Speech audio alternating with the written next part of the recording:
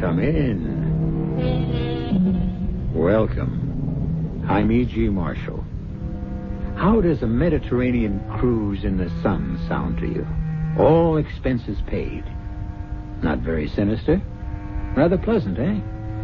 Now, that's what you think. For when this cruise is only half finished, I think you'll be ready to abandon ship and take the next plane home.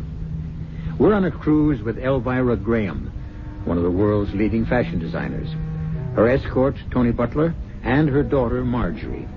At the moment, our ship is docked in the Libyan coastal town of Derna.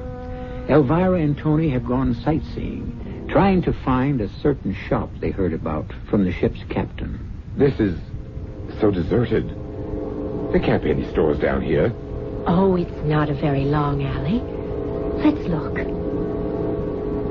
Oh, there's a candle shop. Would that be it? Well, there doesn't seem to be anything else.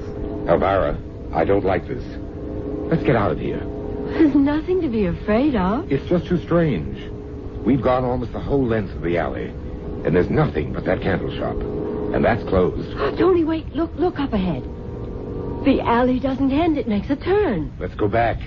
Captain Miller said the store didn't really exist, and I believe him. We can at least look. Come on. Tony, look! There it is!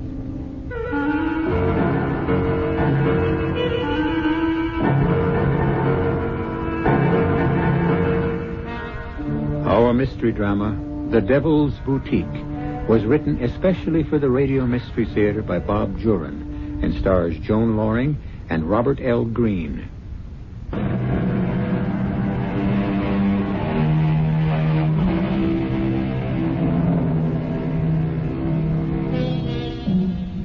Elvira Graham found the Devil's Boutique, and that was her greatest mistake.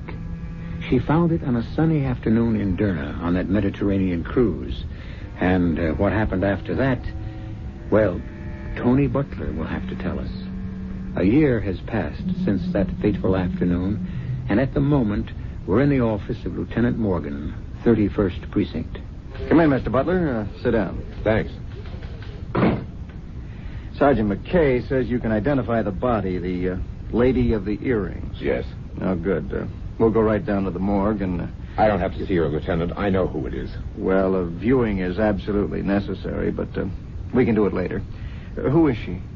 Elvira Graham. Was she a friend of yours, a relative? A friend. Elvira Graham. We put her age at about 50. If you'd seen her in life, you'd have thought she was 30. But you were close. She was 52. I'd appreciate your giving us a statement, Mr. Butler. Tell us all you can about her. Cause of death was drowning, no marks on the body. We have it down as suicide, but we still can't rule out murder. I'll make a statement. But would you do me a favor? Keep it out of the press. Well, it's already news, Mr. Butler. I know that.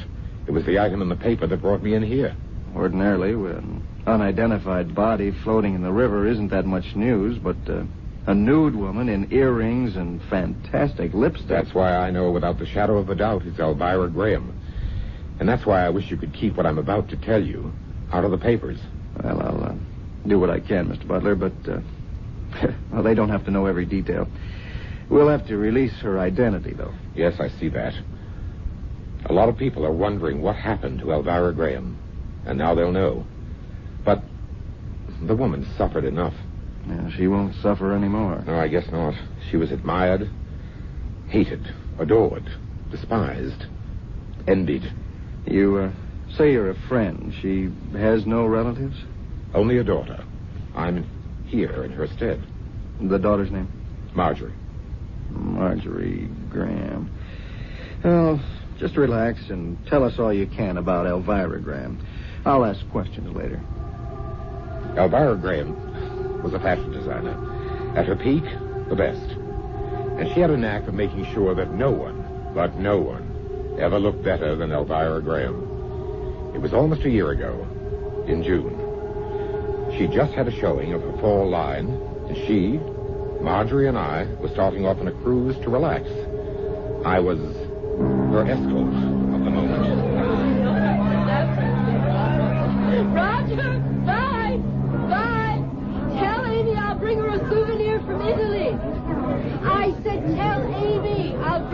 hear you, Elvira, dear. Just wave. Oh, bye. Bye. Marjorie, give me a streamer, quick. You've thrown them all, Mother. Oh, it doesn't matter. Come along. Let's go back and finish up that champagne. I think you've had enough, Mother. How many times do I have to tell you, Marjorie? I'll be the judge of that.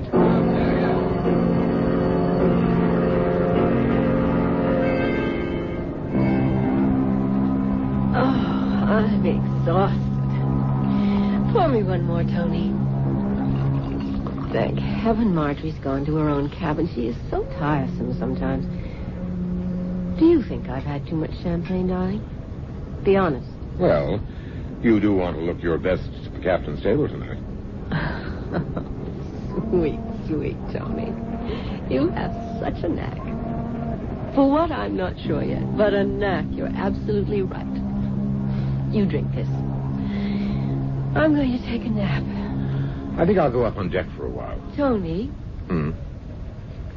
do you think that dress Charlotte Remsen was wearing made her look slimmer?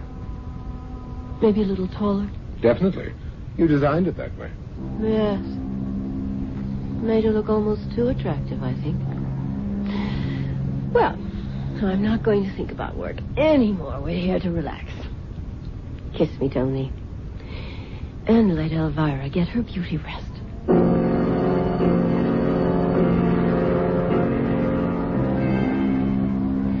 Marjorie, I thought you were in your cabin. Oh, it's too exciting to stay down there. What's Mother doing? Napping. Of course, I needn't have asked. Marge, why do you stay so close to Elvira? Don't you want a life of your own? I could ask the same of you, couldn't I? Touché. Are you in love with my mother, Tony? Love? No. And you know she's not in love with me. We're companions. I'm convenient. And vice versa. The great Elvira Graham. She picks her men the way she picks her wardrobe. But it's fun while it lasts. Escort to the great Elvira Graham. And all that press doesn't hurt my acting career. Well, at least you're honest, Tony. Probably the first who was. Thank you. But you didn't answer my question. And I've answered yours. Why do I stay so close? I admire her, too. But I love her. So many people are jealous of her, and I feel maybe I'm the one little sincere spot in her life. I don't always agree with her. And she wants you with her. I know that. I wondered about that. Why the glamorous Elvira Graham wants her 20-year-old daughter tagging along. Ever stop to think she loves you? Yes, I think she does. And let's face it, you add to her image. Who would believe that anyone as young as Elvira could have a 20-year-old daughter? I've heard that before. Mother's always been vain. But lately, Tony, it's becoming more of an obsession. She's the acknowledged queen of fashion. What would you expect? She's putting it before everything else. She sold her soul to vanity. Such profundity from one so young. Don't laugh at me, Tony. I'm worried. I'm not laughing at you, Marge. But there's nothing we can do about Elvira's personality. We just live with it. Or what? Or leave it. And for the moment, it suits me to live with it. Come on. Why don't you take a nap, too? You want to look your best? We're at the captain's table tonight. How could I forget it?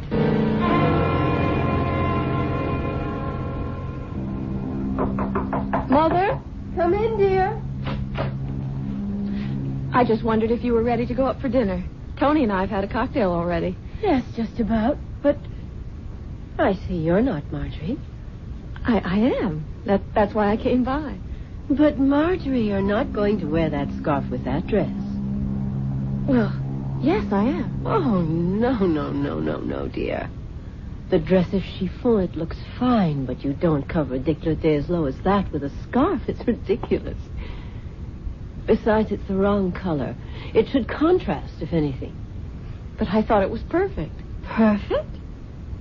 Marjorie, I cannot understand how the daughter of Elvira Graham can be so insensitive to style. Doesn't anything rub off? Mother, We're dining at the captain's table. It may not mean anything to you, but it does to me. I disagree with you about the scarf, but I'll give in to your superior judgment. No, darling, you'll find it's always right. Now, hurry and replace that dreadful scarf with a string of plain, simple pearls, and change your lipstick. It's too bright. I'll meet you in the dining room. You do understand. I just want you to look your best. Well, you must always look your best, my dear. But never better than Mother.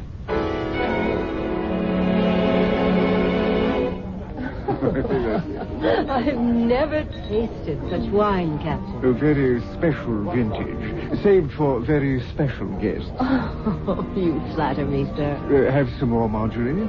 Oh, no, thank you. I'm fine. Do, Marjorie. It's bound to improve your disposition. Just a little. There. Mr. Butler? Thanks. This isn't your first cruise, Mrs. Graham? The first with such a charming captain. Now, who's flattering?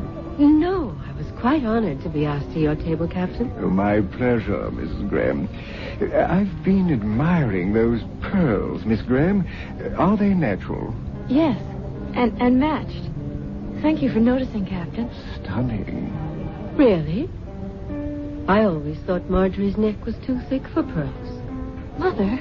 A light scarf might have been more suitable, perhaps. I bow to your expertise, Mrs. Graham, but I do like the pearls.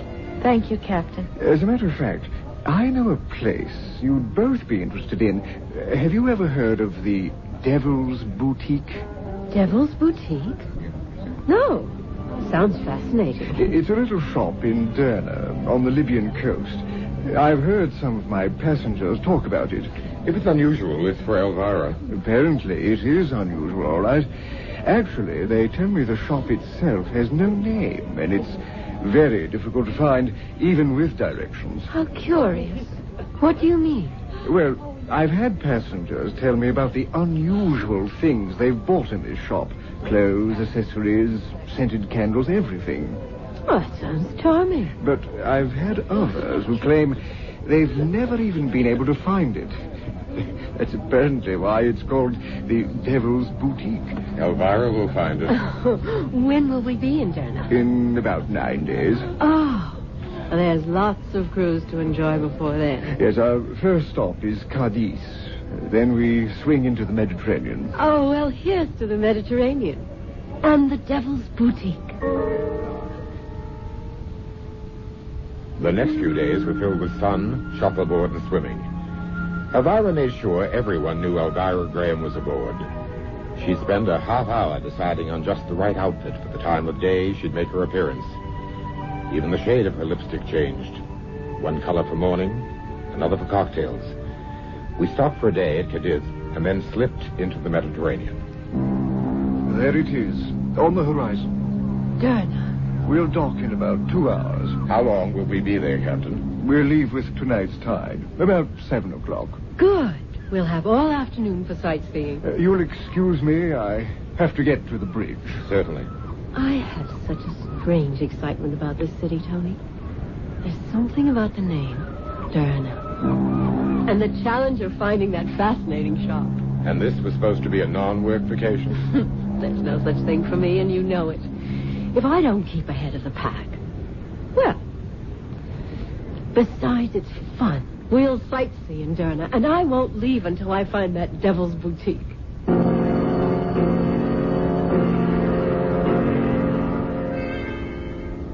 I can tell you one thing. You wouldn't catch me going near a place with a name like that. And I certainly wouldn't go out of my way to find it. But then, for a woman as vain and determined as Elvira Graham, it might be just the place. Vanity, like love, is blind. And Elvira has no inkling of the strange fate that awaits her in the Devil's Boutique. I'll return shortly.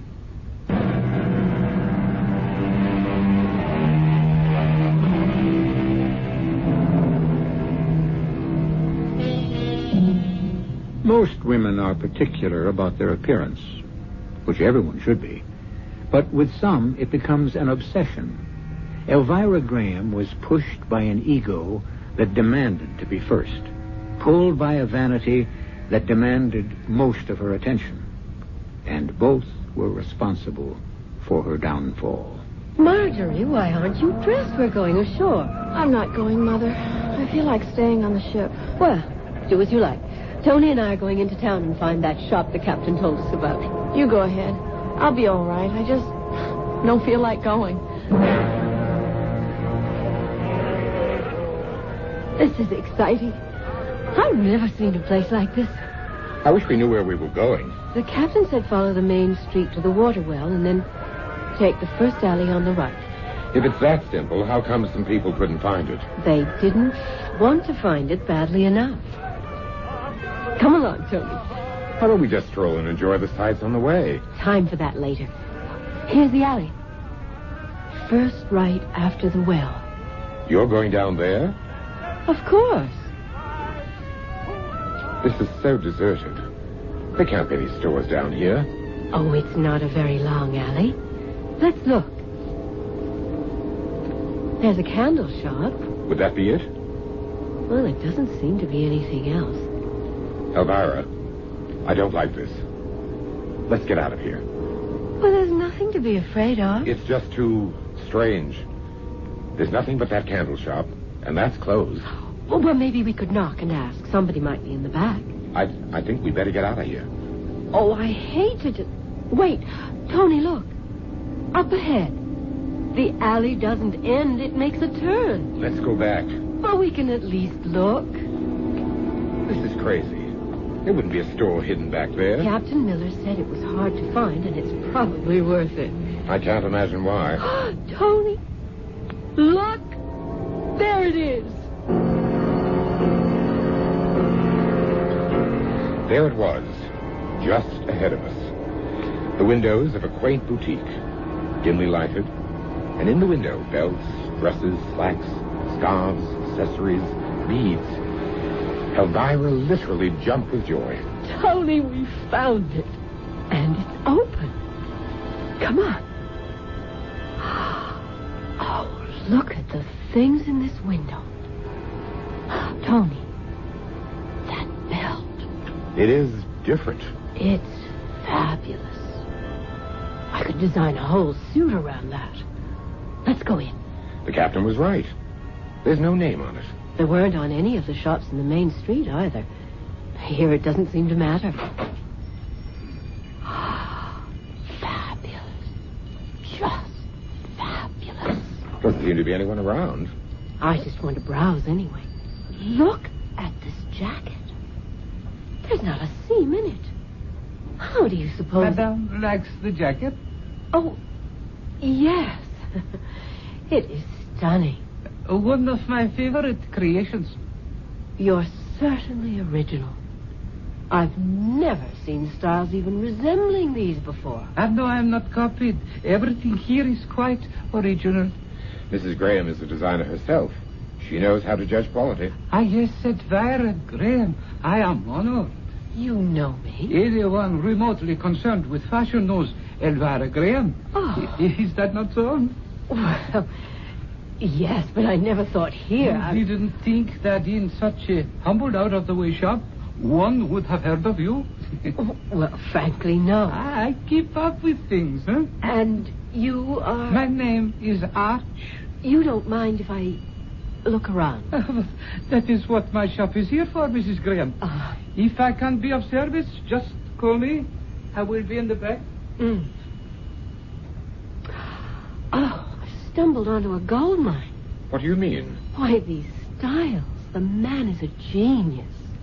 But how many people know about him? No one who matters. So? None of this stuff has hit the market yet, and I'm going to introduce it. You can't take it all back with you, dear. Yes, I can. In my sketchbook.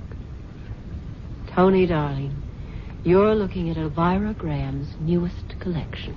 You're going to pass the stuff off as your own? Of course. Who's going to know the difference? You have found something to your liking? Everything. It's impossible to choose. I'd like to bring my daughter back to see your place. I would be honored. We're sailing on the Lady Madison. I'm going back to the ship and get her. You'll be open all afternoon? Certainly. Come, Tony. I can't wait to see Marjorie's reaction to this place.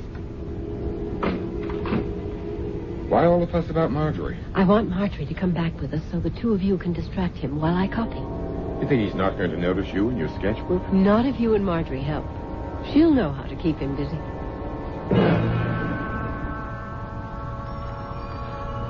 Mother, this is unbelievable. I told you it was sensational.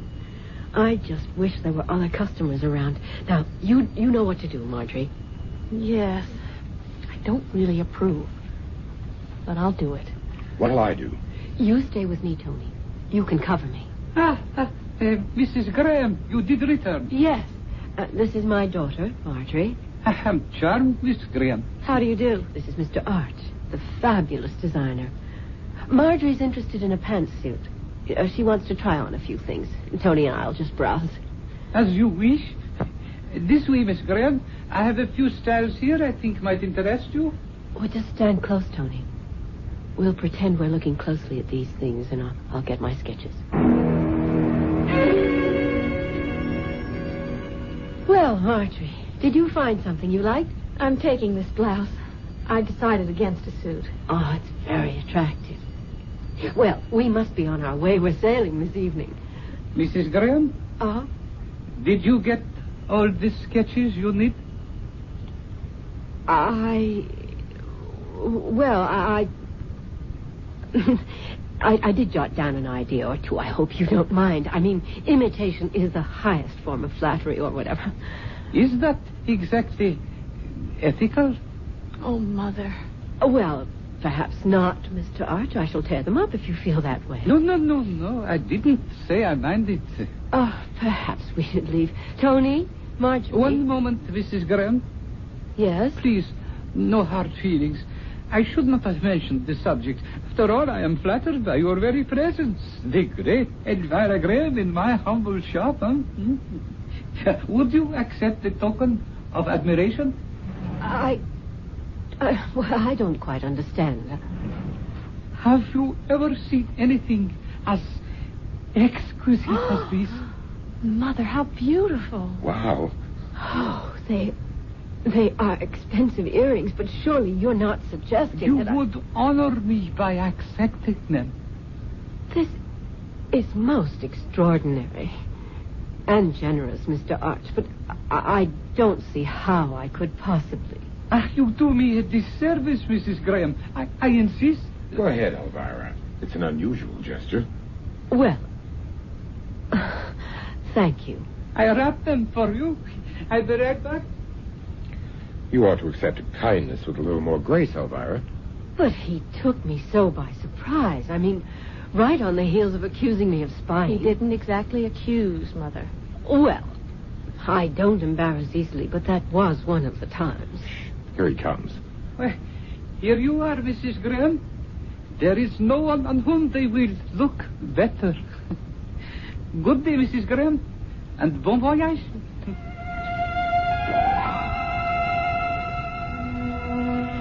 It was late afternoon when we got back to the ship. Marjorie went to her stateroom to dress for dinner. And Elvira stored her sketches in a secret compartment of her trunk. I'm not taking any chances with those, Tony. They are priceless. Speaking of priceless, let's see the earrings. Oh, yes. Here they are, in my purse. I'm so taken up with the sketches, I'd almost forgotten them. I still don't understand his generosity. Oh, but they are beautiful. Well, what's this? Anything wrong? Packed with the earrings. It's a lipstick. So? Oh, nothing, really. He just didn't mention it. Let's see the earrings. They are extraordinary, aren't they? They seem even more brilliant than they did in the shop. Why don't you wear them at dinner tonight? I intend to. Curious about the lipstick, though. I wonder why he didn't mention it. Almost ready, Elvira. It's 8 o'clock. Be out in a minute. Is Marjorie there yet? She just arrived. I won't be long. She wants us to get the full effect all at once. The earrings. She's wearing them at dinner tonight? And the lipstick. The lipstick? The shopkeeper at that boutique slipped in a lipstick with the earrings. It seems to match the color of the stones. Well? Elvira. Oh, Mother. They're breathtaking. They are striking, Elvira. The lipstick is perfect, isn't it? It lights up your whole face. It's almost uncanny. I've never seen you quite so radiant, darling. Watch out, you two. You'll turn my head. That has been done by experts. Oh, you're dreadful, Tony. Come on. Let's go to dinner.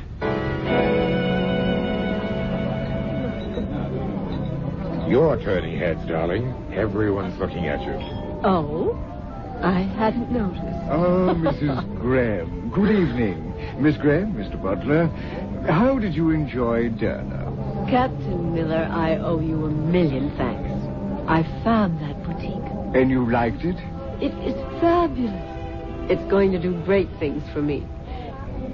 Do you like my earrings, Captain? Magnificent.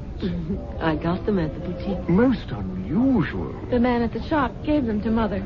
They're most becoming, Mrs. Graham. Shall we sit down? The steward's ready with the consomme. Oh, yes, dinner, of course.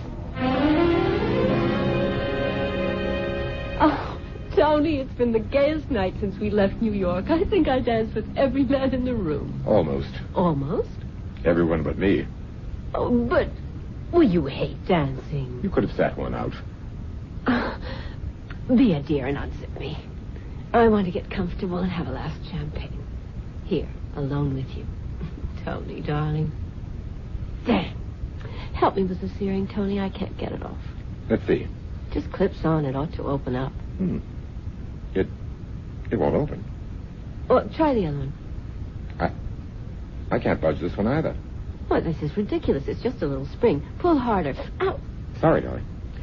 Well, never mind. I'll get them off in the morning. I'm too tired to care. I'm going to bed. Don't wake me tomorrow, Tony. I feel as though I could sleep for a week.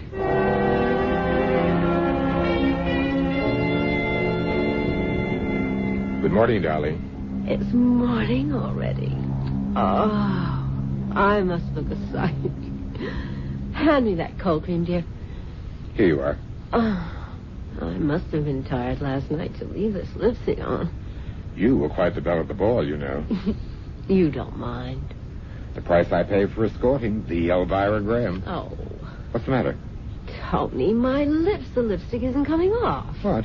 I can't seem to remove this lipstick. I mean, cold cream always takes it right off. Rub harder.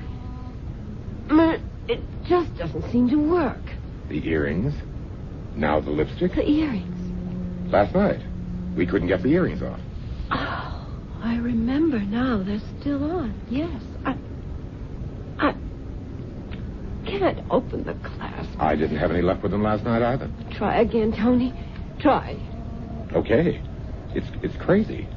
It's just a little spring, but I can't open it. Oh, you've got to, Tony. I've got to get these off.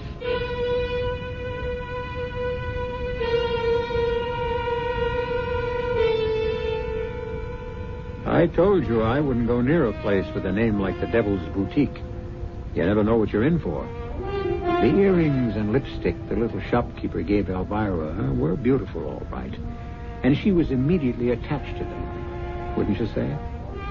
We'll see what happens next when I return shortly with Act 3.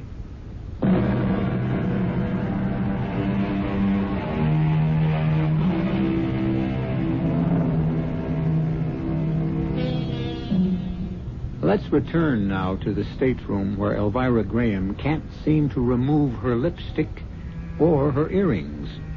2 items she was given by the proprietor of that quaint little shop in Derna. You know, the one with that odd name.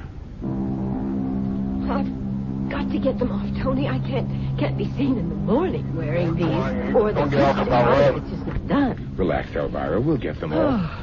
Just sit still while I... Oh, there's no use trying that again. Maybe you could get some kind of tool, something to pry them loose. Where? Well, ask the captain. Oh, no, wait, don't. He'd think it's odd. No different from what I'm thinking. Mother, Tony, going up for breakfast? Mother, you're still wearing the earrings. Yes. Well, do you think they're quite the thing for morning? Well, of course not. But I'm having a little trouble getting them off. Want me to try? You might as well. Tony and I haven't had any luck. Tony, maybe we ought to try and get a tool. Don't ask the captain. Try the purser or someone. Oh, I've never seen a clasp Oh, tight. That's not the half of it. What do you mean? I can't get the lipstick off either. We tried everything. Cold cream and even alcohol on the lipstick. Wire cutters we got from the engine room on the earrings. But nothing would take away the color from Elvira's lips or those dazzling earrings from her ears. The metal clasp seemed impervious to the shears.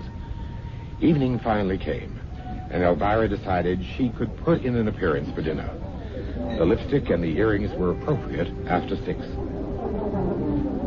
Relax, darling. You're still the center of all eyes. Oh, Mrs. Graham, you're wearing those becoming earrings from the shop in Derna. They're quite extraordinary. They are indeed. We're having a piano recital tonight after dinner. I hope you're all planning to join us. We wouldn't miss it. In the lounge at 9. We never made the recital. On the way from the dining room, something happened that set Elvira off. Mother, what is it? Stupid little tramp. Calm down, Elvira. Didn't either of you hear that woman as we were leaving dinner? No. You didn't. You didn't hear her say how gauche those earrings again. Do you? No, to her whole table. I wish I'd slapped her face. Well, I can't leave this stateroom again, not until I find some way of getting these hateful things off. Maybe the man in the shop who gave them to you can help. Go all the way back to Derna. There's got to be an easier way. Well, you haven't come up with it. Maybe Marjorie has an idea. I'm going back to Derna. We'll fly from the next port at which we stop. Elvira, be reasonable. We can't. Reasonable? There's no reason to this whole mad thing. Marjorie, you go on with the cruise. Tony and I will go back to Derna and then meet you in New York. Oh, no, I'm staying with you. Oh, do as you like. I'm too upset to argue. Tony, see the purser or the captain or someone and see what arrangements we can make.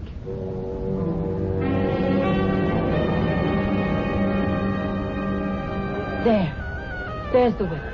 And I remember that carpet shop across the square. The alley should be just ahead. I hope he can help after what it took to get back here. Oh. We've been on everything but a camel. That's the alley we went down, isn't it? Oh, yes. Come on.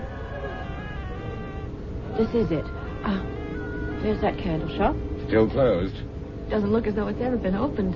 Tony, Yes, I see. That's strange.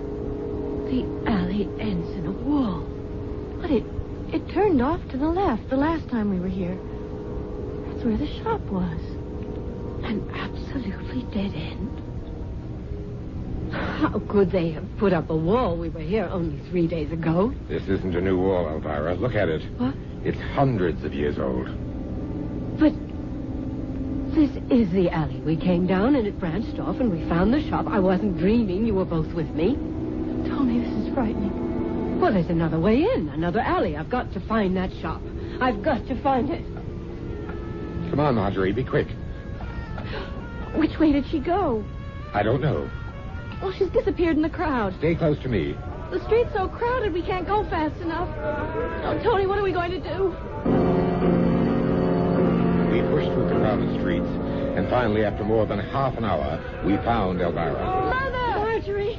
Tony, thank heavens I didn't know where to look for you. Elvira, get a hold of yourself. I've asked everyone I could find who spoke any English at all. No one, absolutely no one, ever heard of the shop. The only thing left to do was to go back to New York. We returned home, and Elvira went into hiding. Of course, everyone assumed we were still on the cruise, so no one called. But Elvira was getting more desperate. A plastic surgeon's my only hope. A friend of mine had some work done about a year ago. I could find out the name of his man. Oh, do it, Tony. Do it today. Now, Mrs. Graham, Mr. Butler, come in. Thank you, Doctor. You're a friend of Charlie Porter's. Yes, we've done some shows together. Well, now, how can I help you, Mrs. Graham? This lipstick I'm wearing, Yes? I can't get it off. Nothing works, so don't ask me how many things I've tried. I wouldn't be here if anything had helped. Oh, well, let me see.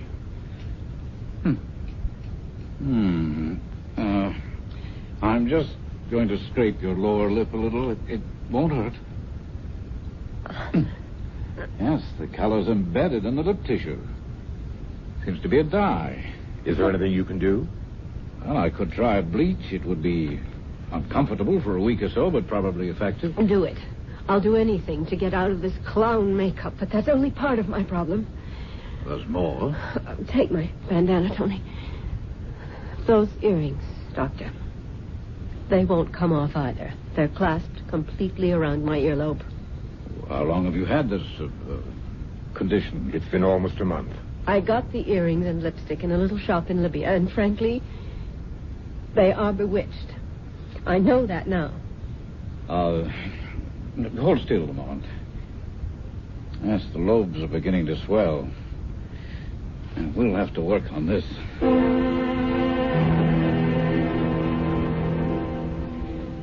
Well, I'm sorry, Mrs. Graham. I'm at a loss to know what to do with these. Oh. Have you tried... A machine shop, an auto garage, everything but an acetylene torch. I must admit I've never seen anything like it. No one has. Well, Doctor. Well, I shall give you the bleach for your lips, apply it twice a day, and then I'll see you again in a week. Well, and the earrings.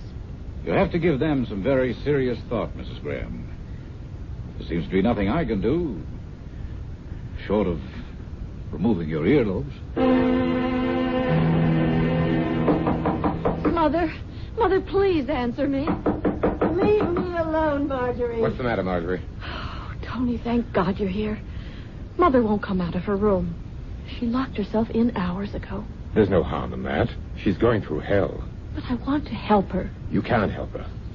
All we can do is to be here if she wants us. If she wants to be alone, let her. That bleach isn't helping her lips. It just makes it harder for her to talk. They're as bright as ever. This morning she came out for breakfast. Tony, I nearly fainted. I know. She's not a pretty sight. Her face is so white and lined. Those colors just scream at you. I thought I heard you, Tony. Where have you been? Down at the docks. The ship came in this morning. I went to claim our trunks. Oh, of course, the luggage we left on board when we flew back. I've never given it a thought. Was everything there? Everything. And everyone. Everyone? A welcome home party. Oh, no. About 20. Oh. They assumed we were still on the cruise. Oh, Lord, Tony. What did you tell them? That you and Marjorie stayed on in Nice. Oh, that's good. Good thinking, Tony. No one will be calling up here. Oh, here are the trunks. Just put them anywhere for now. There's the one I'm interested in. Here you are. And this is for you. Oh, yes, I'd almost forgotten. What are you doing, Mother? My sketches. I may be in hibernation, but Elvira Graham isn't through yet. I'll fix that demon. Oh, yes, here they are. What is it, Elvira? Oh, no. No. Mother? What the... No wonder. Tony, they're blank. Absolutely blank.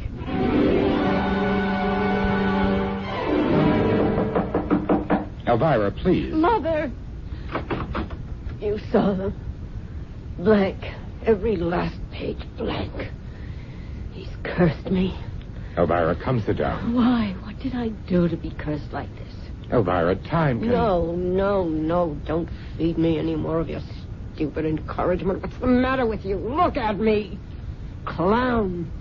Freak. Tony, I can't stand this. I've got to leave. Stay, dear little daughter. Elvira. Dear, pretty light of my life. Your beauty won't change your freshness. But just look at your glamorous mother. Look, damn you. I've been damned. For what? Why? Is the answer to that in heaven? In hell? Ah, yes, hell. Where that demon came from. That demon who gave me this beauty. The devil himself in his quaint little boutique. The devil's boutique be damned. The devil himself be damned along with me. What did I do? Did I worship beauty too much? Elvira never spoke another word after that. She returned to her room, stayed there, night and day, and 3 days later she was gone. Gone? She'd vanished. You tried to find her? Oh, yes. We hired a private detective. We didn't want it in the papers or in the police files. After about 6 months, we gave up.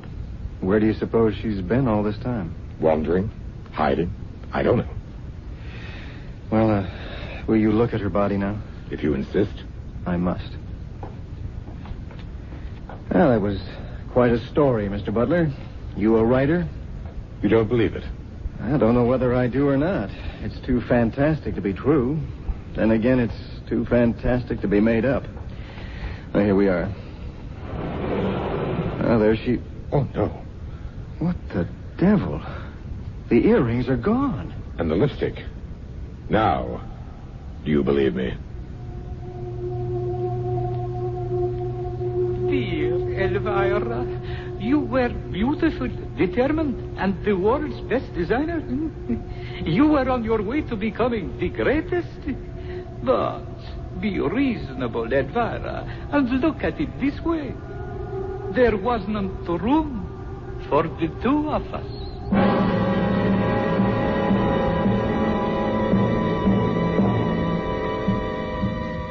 There's nothing wrong in being beautiful to other people. It's when we start becoming beautiful to ourselves that we're in for trouble. Elvira's life wasn't a total loss. Considering her personality, she ended up in pretty good company. I'll be back shortly.